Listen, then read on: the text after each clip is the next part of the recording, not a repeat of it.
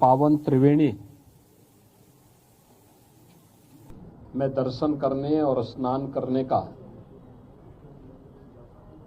सौभाग्य प्राप्त हुआ। गत वर्ष इसी समय हम लोग प्रयागराज महाकुंभ की तैयारी के लिए और अंतिम रूप से आयोजन की तैयारी करने के लिए युद्ध स्तर पर लगे थे।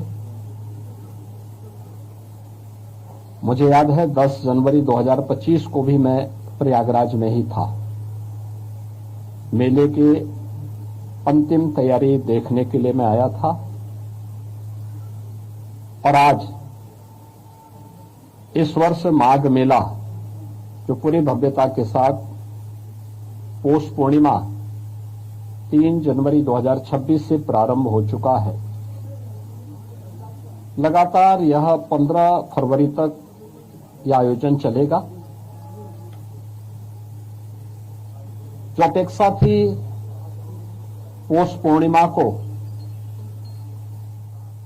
कि 10 से 15 लाख श्रद्धालु इस अवसर पर आएंगे, लेकिन पौष पूर्णिमा के स्नान के अवसर पर आपने देखा होगा 31 लाख से अधिक श्रद्धालु मां गंगा, मां यमुना और मां सरस्वती की इस पावन त्रिवेणी में आकर के भगवान बेणी माधव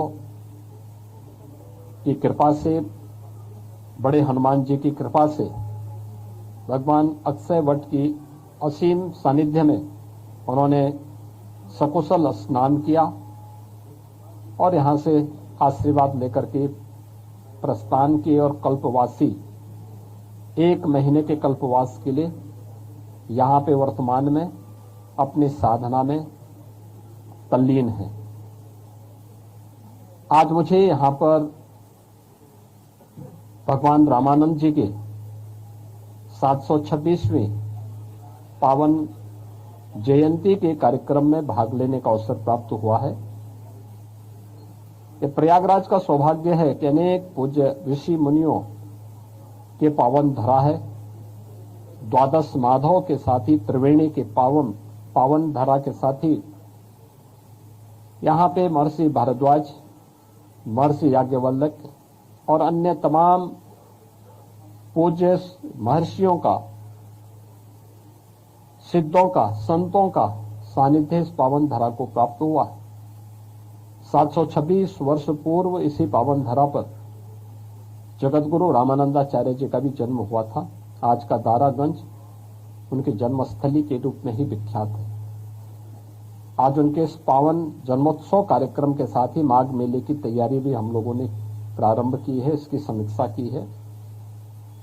यहां पे खास तौर पर 14-15 जनवरी को मकर संक्रांति के अवसर पर यह भी एक मकर संक्रांति का स्नान होगा। फिर 18 जनवरी मौनी अमावस्या का मुख्य स्नान होगा। इसके उपरांत 23 जनवरी को बसंत पंचमी और फिर माघ पूर्णिमा के साथ ही 15 फरवरी को महाशिवरात्रि का आयोजन भी यहां पर संपन्न होगा। ये सभी माघ मेले के कार्यक्रम होंगे।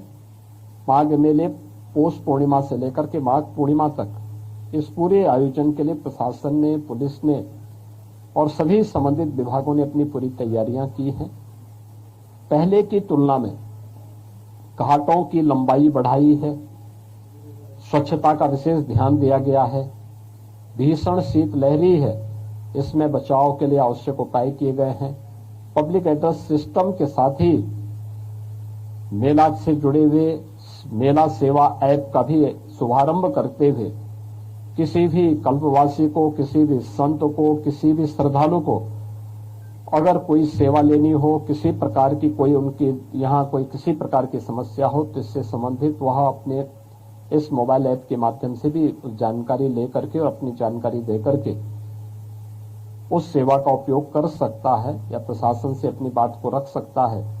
इन सभी मुद्दों को लेकर के भी यहाँ पे बेहतर उसका उपयोग किया जा रहा है और मुझे पूरा विश्वास है कि आपसी समन्वय से, तत्परता के साथ, जैसे प्रशासन ने पौष पूर्णिमा के स्नान को पूरी भव्यता के साथ संवाद के साथ, सबके सहयोग के साथ सकुशल संपन्न किया है।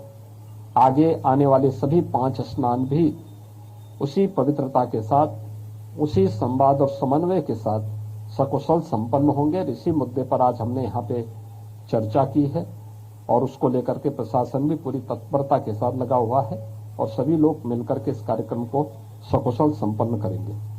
धन्यवाद जी।